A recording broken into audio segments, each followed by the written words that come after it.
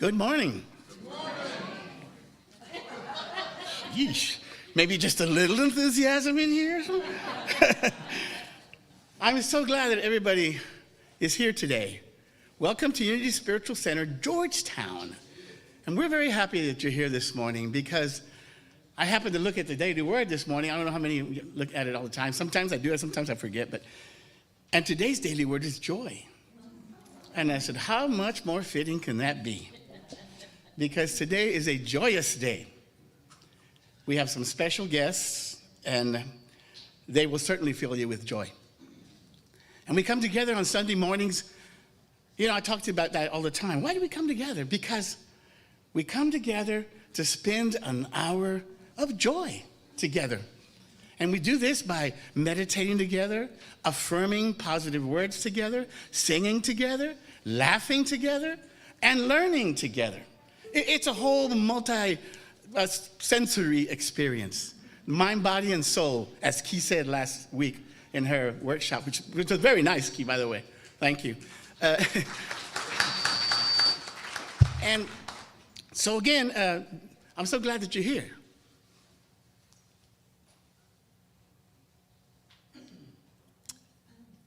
Unity is a positive path for spiritual living. We offer a unique approach to spirituality. We are love-based and all-inclusive. We embrace an open heart and an open mind. We are spiritual, not religious. We are a blending of Christianity, Eastern philosophy, science, transcendentalism. I had to practice reading that. I think I got it out there. I'm in the bathroom going, transcendentalism. Phonetically, yeah. Right? And affirmative prayer based on the power of the mind. We offer spiritual teachings and practical tools that provide for meaningful and abundant living. And if you go to our website, under resources, it's a drop down, and it says spiritual tools. There's like 14 of them there. And maybe you could connect to some of them, maybe more than others, but they're all meant for the same thing, to help you unfold in this spiritual journey that we're having as human beings. As an interspiritual community and divine love in expression, we draw from and honor all paths to spirit. We have no dogma or creed, though we do have 5 principles that formulate our philosophy. Our foundational belief is oneness. Our fundamental practice is living in the present moment. Once again, welcome to Unity Spiritual Center, Georgetown. A spiritual breath of fresh air, as that little thing says there. Our announcements for today. Let's see. Right here. Okay, I see. If you are here for the first time, we'd like to extend a special welcome. If you're comfortable, please raise your hand or stand so we can say hi and give you a welcome packet.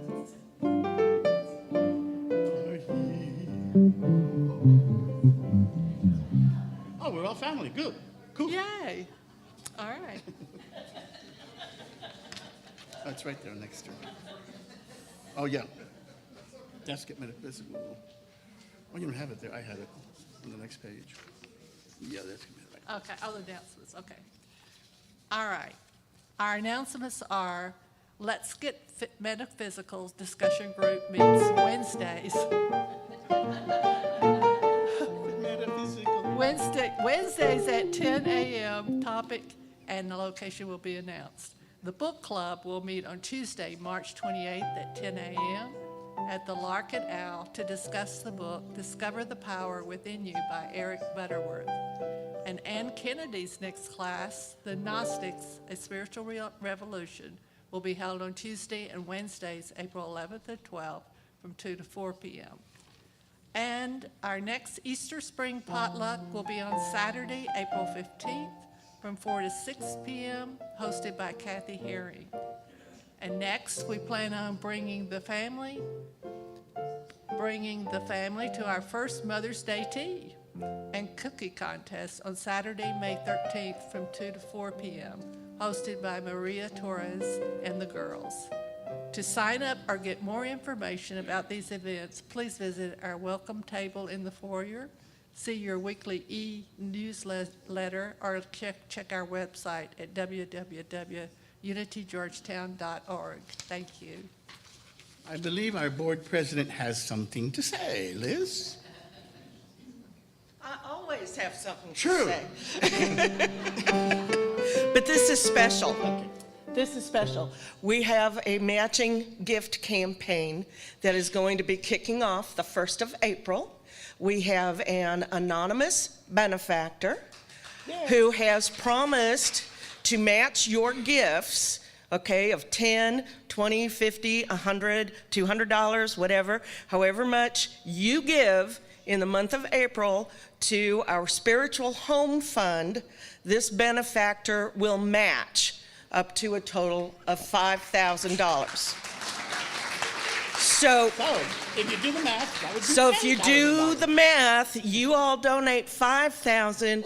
At the end of April, we will have $10,000 for our home fund, okay, for our spiritual home fund. So, so now, please bear in mind, I know some of us are on.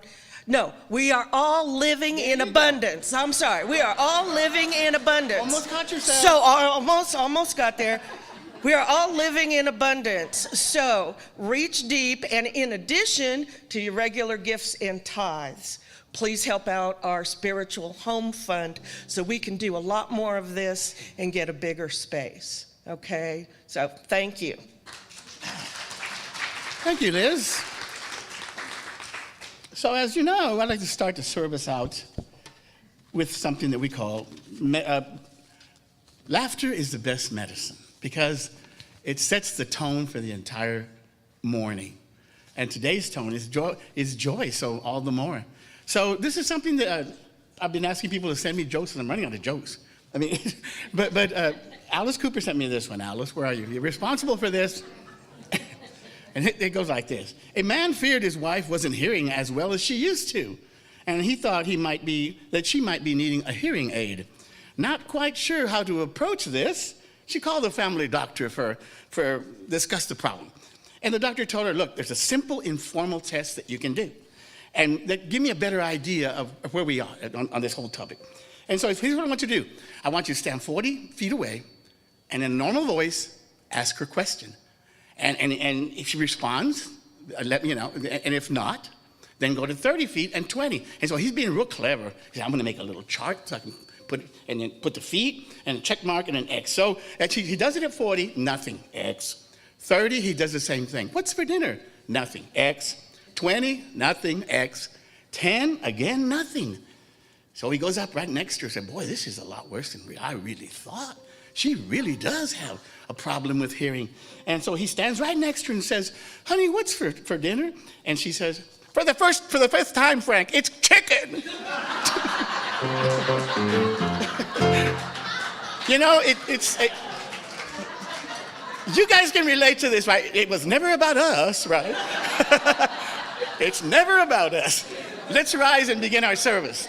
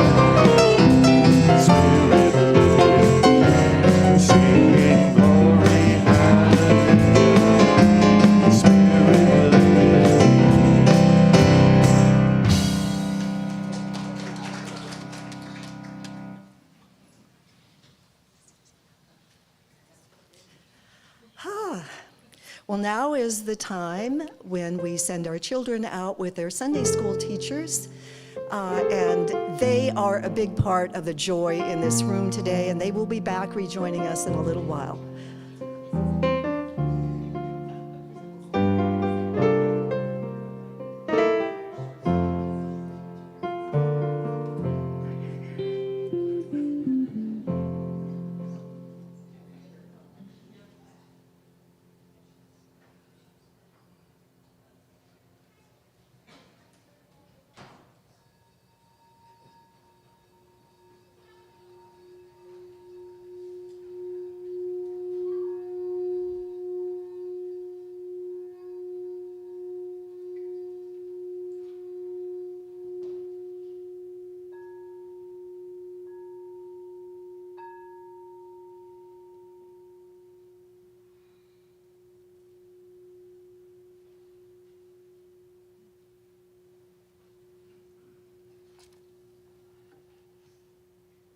And now I'll light the 3 candles that represent the law of divine order.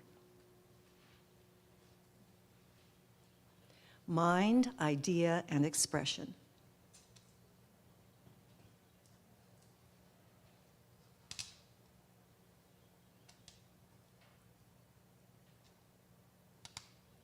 Oops.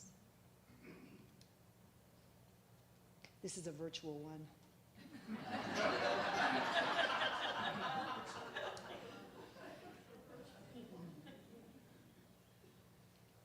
Divine mind is the source of all that is. It's where everything in the universe has its beginning. And through divine mind, we are connected to an inexhaustible flow of ideas. The answer to every question, the solution to every challenge exists in divine mind. And through these ideas, we bring them into expression through our thoughts, feelings, words, and actions. And in this way, we become co-creators with God. And now please join me in affirming our prayer of intention together. Living Spirit opens our minds, opens our hearts, touches us all deeply with love, and sends us out as agents of love, agents of peace, agents of justice. Amen. And now we have another song.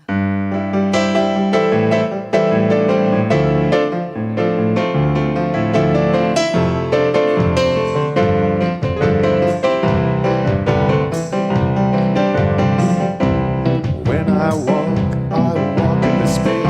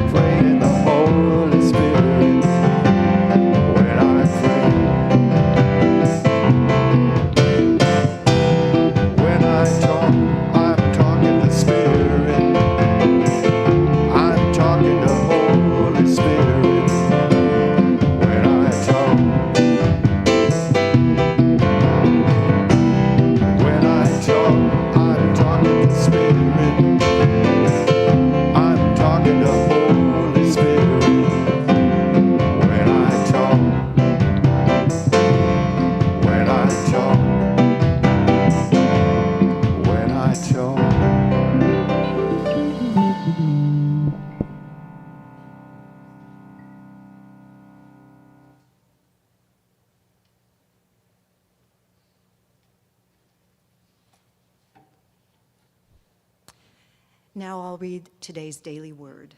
Whoops, no, I won't. First, let's affirm together our unity statement of being. There is only one presence and one power active in the universe and in my life, God, the good, omnipotence. And now please affirm with me our vision statement. Centered in God, we co-create a world of love, peace, and abundance.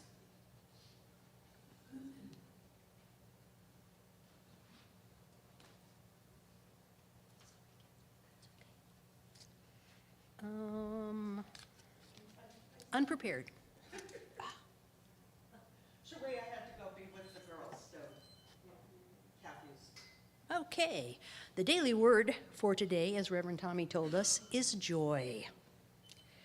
There are so many ways to express joy. I may speak words of praise that bring the awareness of even more blessings to mind.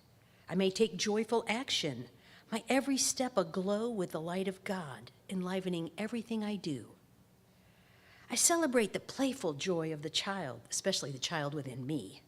I experience the same happiness whether I am in the heart of a busy city or in the stillness of nature. And then there is the quiet joy of just being, the richest joy of all. I rediscover my joy by taking slow, deep breaths, tapping into my wellspring of well-being that never runs out. I feel its energetic flow spilling over into my heart and life. What joy to be a spiritual being, a precious child of God.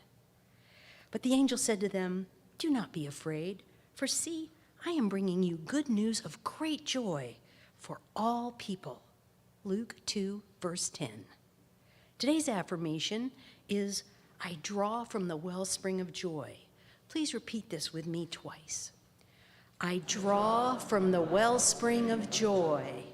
I draw from the wellspring of joy. At this point, it is my pleasure and my joy to present to you celebration.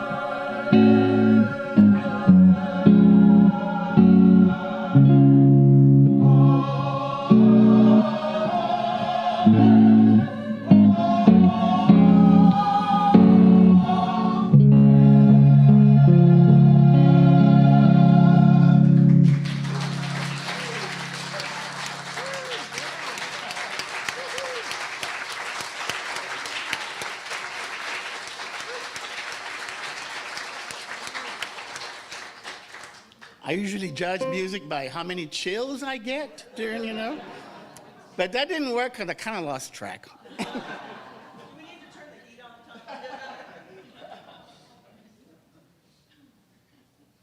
Boy, being the prayer chaplain is really getting to be a tough job, having to follow something like that. Whoa.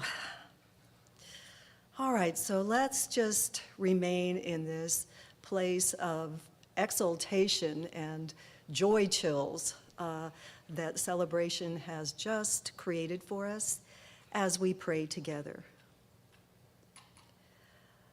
So we connect with one another in love, and we focus on the intention of our prayer today, knowing that the energy of these positive words that we share is flowing out to bless our world. We live our beliefs into being with every thought, word, and action. We're empowered by the divinity within us to see beyond appearances and move forward with confidence and clarity toward our highest good. And we remember the words of our master teacher, Jesus, who said, "For humans this is impossible, but for God all things are possible." We're grateful to be a part of a community of awakened people whose positive energy is transforming our world. We are co-creators with God, and we choose to create a world of peace, love, compassion, and abundance for all. And now we bring into our circle of love any person or situation you're praying with today. And we hold in our hearts today, especially those who are affected by the tornadoes. We see them supported, guided to the resources they need to help heal and rebuild their lives. And now for anything you're holding in prayer, I ask you to either hold it in your heart silently or say it aloud now.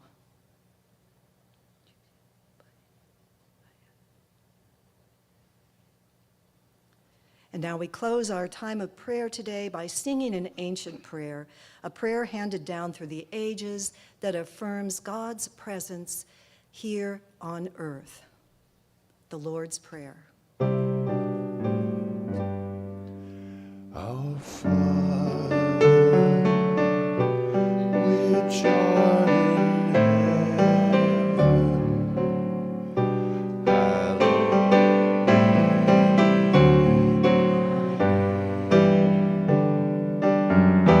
thy kingdom come, thy will be done in earth as it is in heaven.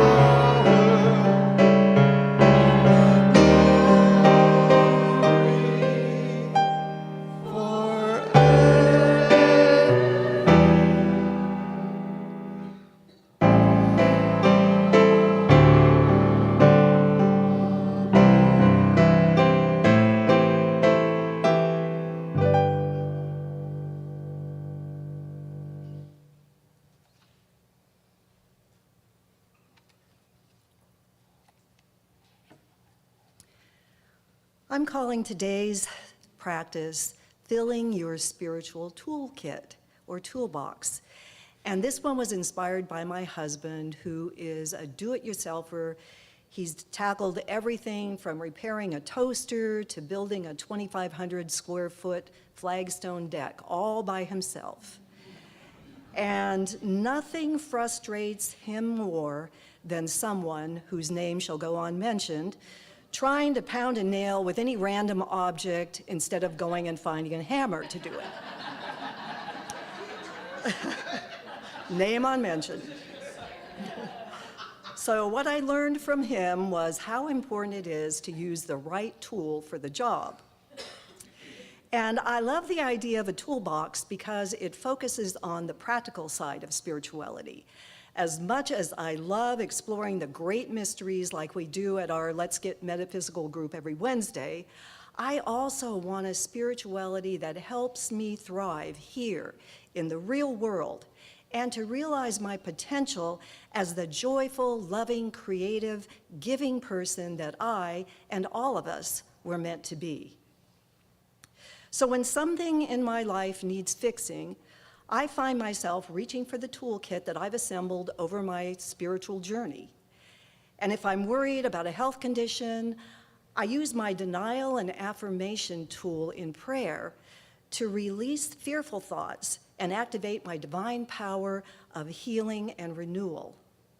And if I'm anxious about the economy or if I feel a sense of lack in my life, I reach for my spiritual economics tool, and I affirm with Unity author Eric Butterworth that my goal is not to make money or acquire things, but to achieve the consciousness through which my good flows forth when and as I need it. And if I'm feeling overwhelmed or stressed by events or to-dos, I turn to mindfulness and meditation to help me stay centered in now and return to my natural state of balance and peaceful spirit. So we're all continually filling our spiritual toolboxes every time we listen to our spiritual practice or the lesson on Sunday, take a class or workshop, or read a book or listen to an inspirational podcast. We're storing up exactly the right tools to help us do the job of building a joyful, meaningful life for ourselves and then to share it with others. So now let's begin to relax, breathe deeply, find our center of stillness as we prepare to go into the silence for a few minutes. And you'll know to return your attention when Dan begins to sing.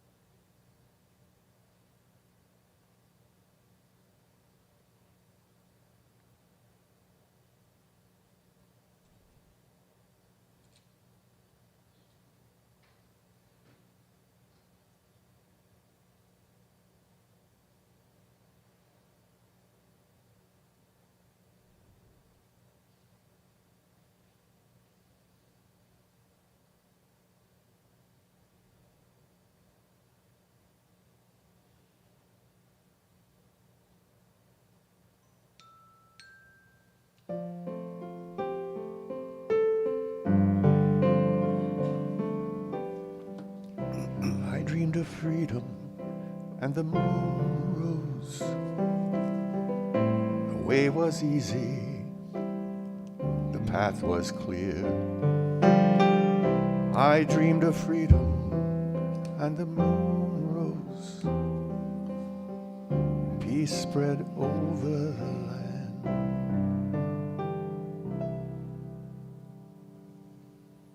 Thank you, Dan. Thank you, Therese. And thank you, Celebration, for being here today and sharing in our service filled with joy. Today's lesson is the power of the word. And in the past, I've done a similar talk that's titled The Power of Words. I will be talking about them both because they're very similar in concept. You might say one of them is like the micro aspect of it, and the other is the macro aspect of it. And so the first point to make out about the word is it's really big stuff. Really, really big stuff. How big? Well, let's see. Listen to how the Gospel of John begins. It says, in the beginning was the Word, and the Word was with God, and the Word was God. The same was in the beginning with God. All things were made by him, and without him was not anything made that was made. So there you have it. Now, what's the question? How big is the Word? Well, according to the Gospel of John, in modern language, we might say it is source energy existing as infinite possibility. That's what it is. And for those of you who are familiar with the Gospel of John, you know that John is a very different perspective of Jesus than the other Gospels. Mark, Matthew, and Luke are referred to as the synoptic Gospels. Are you familiar with the term synoptic? Well, it means basically that they are similar stories and they're similar sequence, and there's a lot of similarities even in the wording. So in other words, you can kind of put together a general synopsis of them. John is not the case at all.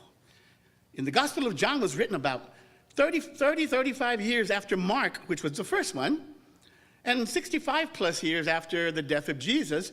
And as you know, no one knows who wrote John or the Gospels, any of them, for that matter. There are no eyewitness accounts. We do not have any original manuscripts. Those are the facts, but we still work with it. Traditional Christianity takes the view of Jesus as God from the Gospel of John. You hear it all the time. I am the light, the truth. Nothing comes through me, through God, except through me. Well, from that perspective, Jesus, from the Gospel of John, Jesus becomes God incarnate from before time began. It is referred to as the cosmic Christ. So they've got four totally different portraits of Jesus in the Bible. We've got, in Mark, he becomes the apocalyptic preacher. In Matthew, he becomes the Jewish Messiah. In Luke, he becomes the teacher, the prophet. And in John, he becomes the cosmic Christ. Four completely different portraits of the same person. Now, which one's the right one? Well, if you know the answer to that, every biblical scholar on the planet would love to talk to you. You know what they say? In the Bible, you find the Jesus that you're looking for. Am I right? Now, this is important, all these little details, because it formulates what we believe, and what we believe formulates our words and our thoughts, and so that's very important. So the power of the word, as I said, has two broad aspects, and I want to cover them both. The first is the element of the word known as the logos. The second is the element of the word as it applies to spoken words, how we use words. Here's what it says in our metaphysics book. Everybody realizes to some degree the effect of words. Every word has a threefold power. First is the force of the primal idea, that is the logos. Second, what has been put into our collective consciousness, race consciousness. And third, the intelligence and feeling given it to it by the speaker at the personal level. And so this is consistent with what we teach. As above, so below. In the image and likeness, a fractal. Bottom line, everything is one. I keep saying it over and over. The one expressing as the infinite many. When the first time I heard that, I said, I really like that. The one expressing as the infinite many. And you know that list I got, right? So are we one or are we many? Yes. So a big part of it also is how we react to words. Here's this quote. It says, words have energy and power with the ability to help, to heal, to hinder, to hurt, to harm, to humiliate, or to humble. All depends on how we use them. So, again, the difference of the word and words is at the level, if you might say. So let's begin with the first one, as principle. Both John and Genesis 1 refer to this idea. In Genesis 1, there's a series of God said statements. God said that so-and-so, and let there be light, and there was light. God said, God said. So basically what they're describing really is the process of manifestation. That's what they're really discussing here. How did things come into being? Have you ever thought about that? How did things come into being? In the Let's Get Metaphysical class, we talked about that. And philosophically, at the superficial level, it sounds kind of like a silly question. But philosophically, it's a very deep question. And it is, why is there something rather than nothing? I don't know if it ever occurred to you, but it occurred to me. Unity co-founder Charles Fillmore said that we live in a spiritual universe. The New Thought movement brought into the introduction the idea of divine mind, which Reese just talked about with our lighting of the candles. And Paul wrote, in him we live and move and have our being. Now, in new language, and that's what I'm trying to get to about using new language. In new language, substituting him, because that suggests a being of some sort. And if you've ever heard my God talk, it's on the internet. It says God is not a being, supreme or otherwise. God is more like what Meister Eckhart said. God is beingness itself. And Meister Eckhart, I came across this quote this week. He said, I don't believe in a God. That's too limiting. I believe in the God of God. Whoa. Meister Eckhart was really out there. And I mentioned it last week, and I said it before, but go in there and just Google Meister Eckhart quotes, and you're like, man, this guy, he was something. I really admire him. So in other words, Paul was saying that we live in a creative field of loving energy, and we move and live and have our being in it. And the divine mind, spiritual universe, as Fillmore said. And if you like imagery, which I do, I think imagery helps me a lot. Then think about the whole thing is this, that we are submerged in an ocean of creating, loving, intelligent energy. It's in us, it's around us, it's through us, it's everywhere, completely submerged in this field of energy. Wow. And as it turns out, quantum physics is corroborating that, in fact, this is pretty much the way things work. It's a fairly good description of how the apparent material world came into being, through consciousness. So using language that appropriate to the time, the Gospel of John was saying that God, consciousness brought it into existence. He didn't quite use that word. The language of Jesus and the disciples was Aramaic. You probably already know that. But when the New Testament was actually written, it was not written in Aramaic. It was written in Greek. And what they used to translate the logos, they said the word. But there's a problem with that translation. The logos cannot adequately be translated into the English language, meaning there is not a corresponding word that faithfully relays its true meaning. The closest accurate translation is not a word, but like a phrase. And that phrase is infinite possibilities. So, from our metaphysics book, once again, it says, in the original, the logos includes wisdom, judgment, power, and in fact, all the inherent potentialities of being. All the inherent potentialities of being. Now stay with me here. All that is or ever could be. Awaiting consciousness to bring it forth. Wow. I like Lynn McTaggart's term for this stuff. She calls it quantum soup. I like quantum soup. And again, in language that's appropriate to the time, and I didn't know Teresa was going to mention that, but what they're saying here is, in biblical terms, all things are possible with God. Inherent potentiality, infinite. So let's try with this idea of inherent potentialities and infinite potentiality. Let's try something. Let's reread the Gospel of John once again, replacing these words. In the beginning, okay, hold on. There's another phrase that we need to clarify. When was in the beginning? Smart Unity students, come on, let's hear it. Look, there's only the present moment. And every new moment is brand new. So you put the two things together, and the answer is that it is always in the beginning. Now, as the clock keeps ticking. It's always in the beginning. So we have in quantum soup this blending of the in the beginning and infinite possibilities. Now let's reread John. It would read like this. In the beginning, right now, are is infinite possibilities, and infinite possibilities is with God, and infinite possibilities is our God. All things are made because at every moment there exists infinite possibilities.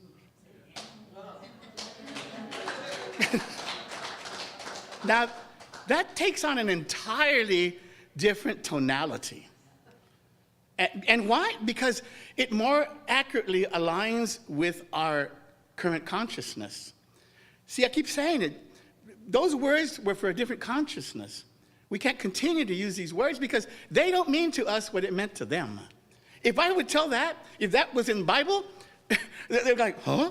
Say what? And that's what they would say. So the power of the word, and the power of words has one thing in common. It is the key to manifestation. Words have power. Not in and of themselves, mind you, but of the power that we have given them. And that's what the deal is. And so we have to watch, like the old words have default power because we've already established that that's what it is. Like a carrot, we've established a carrot, we say carrot and this thing comes to mind. And we all do it because it's raised consciousness. So the same thing with words. And what did I say last week? We need to break the spell. So let's take a look at that aspect of the word when it comes to race consciousness and our use of the words.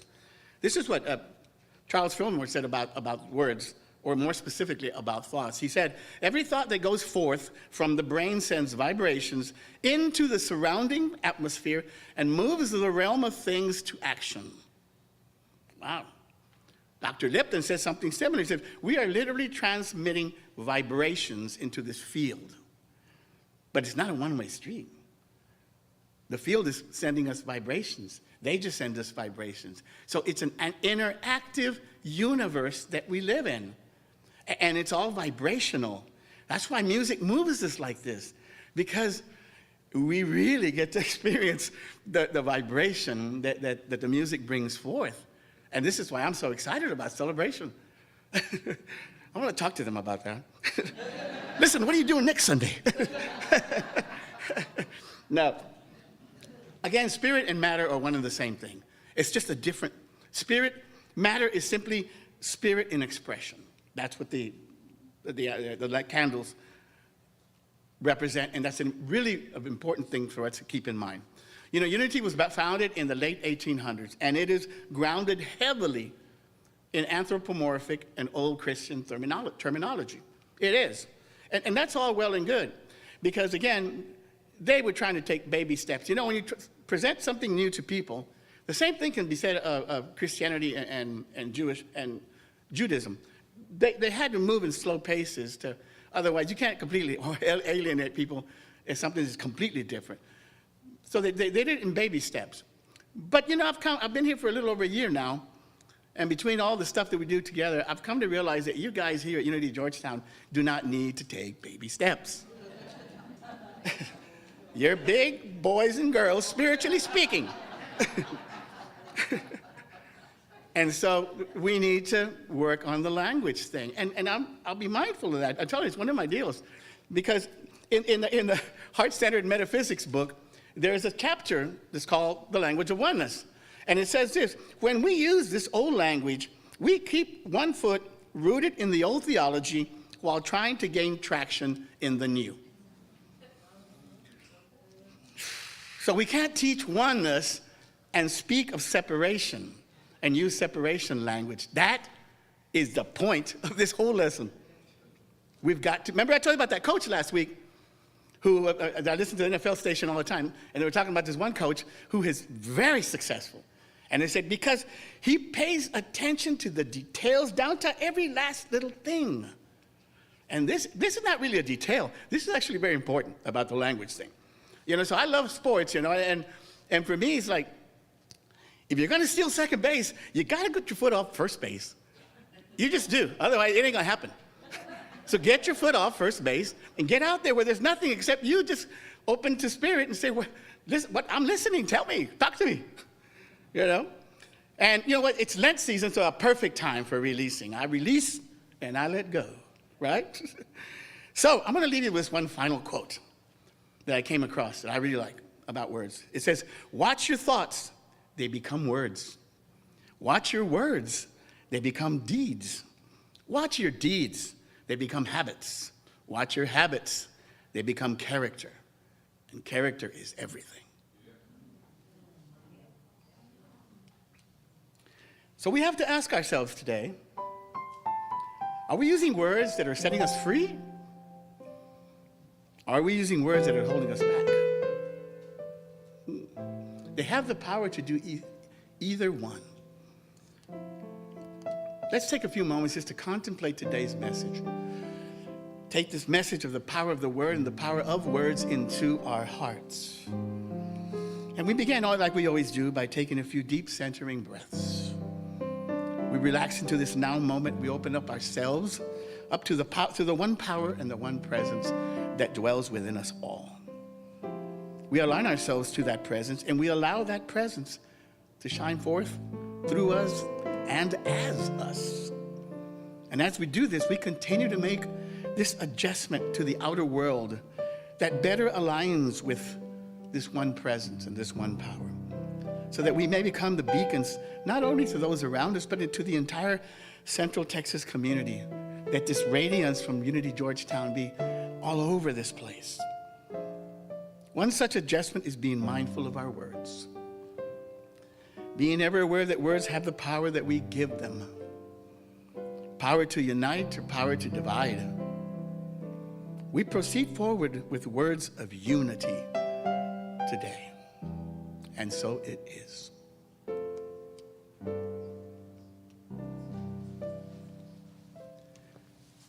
At this point, I'd like to introduce one more time celebration.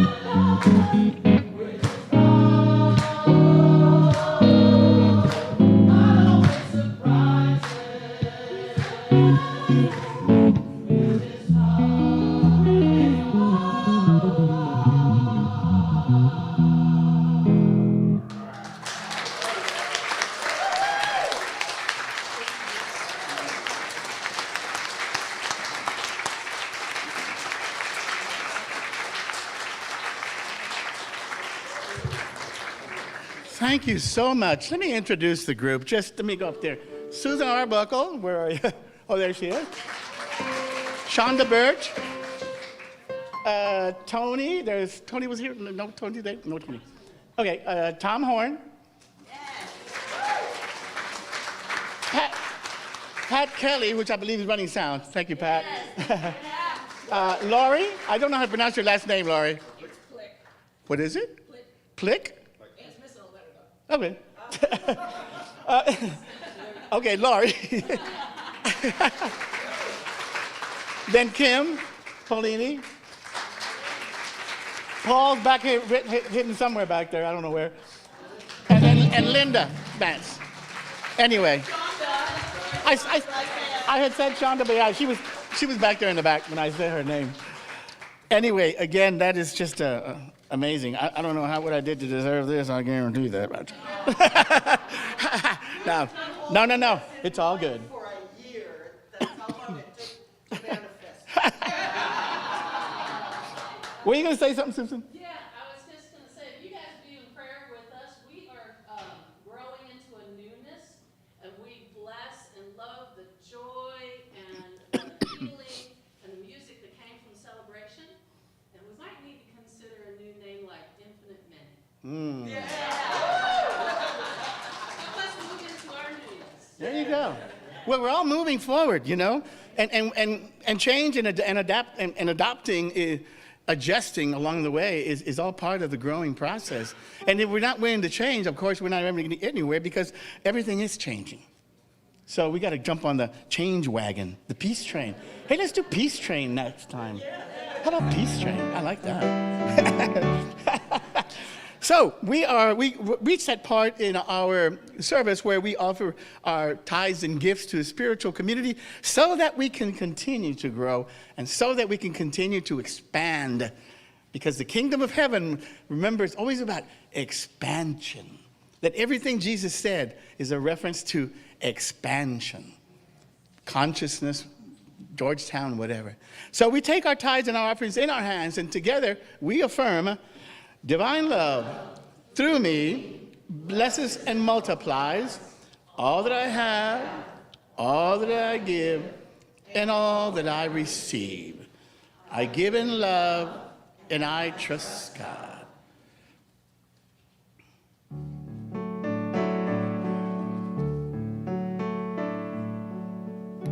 Everything I see, everything I do is blessed by your hand, God. I give it back to you. Everything I give, every thought that's true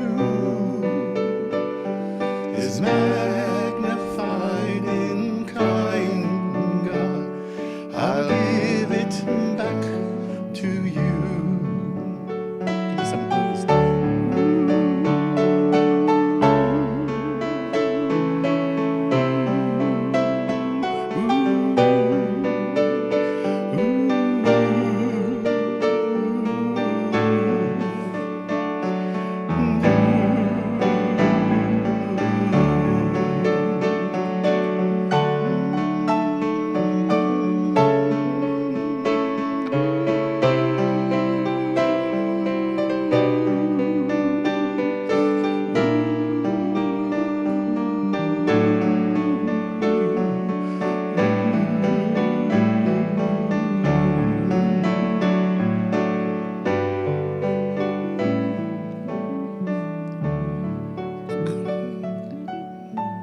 Let's bless our tithes together.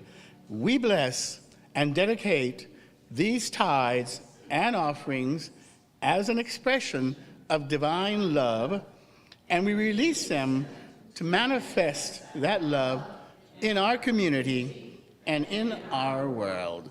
So we bring our children back and they tell us about all the wonderful things that they did. All right, Olivia, let's hear it.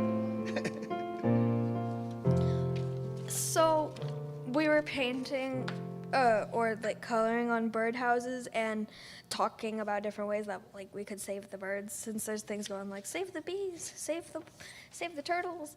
So like how could we save the birds? And we came up with a couple of ideas while we were coloring our birdhouses, and we wrote affirmations for ourselves. And what did you write? I wrote, I affirm to be respectful. Respectful, very good. Ari, what did you do? I wrote, God is always with me. Oh, very good, Ari. Roxy? Do you want me to- Roxy, what did you say? Do you want me to What read did you it, or do put? you want to? Okay. Okay. Roxy wrote, I affirm that I will try harder in my math class and on tests. Now see, that's the practical side, principle number 5.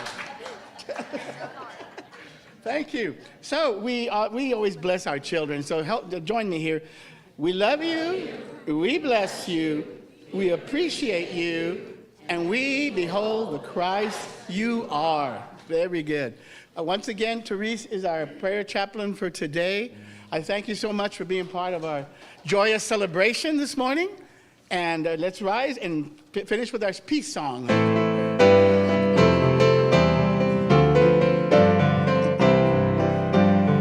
Let there be peace on earth, and let it begin with me. Let there be peace on earth, the peace that was meant to be, with God as creator, family all are we. Let us walk with each other in perfect harmony. Let peace begin with me. Let this be the moment now. With this I take, let this be my joyous vow, to take each moment and live each moment in peace eternally. Let there be peace on earth, and let it begin with me. The light of God surrounds us. I am the light. The love of God enfolds us. I am the love. The power of God protects us. I am the power. The presence of God watches over us. I am the presence. Wherever we are, God is, I am, and all is well. Have a blessed, blessed week.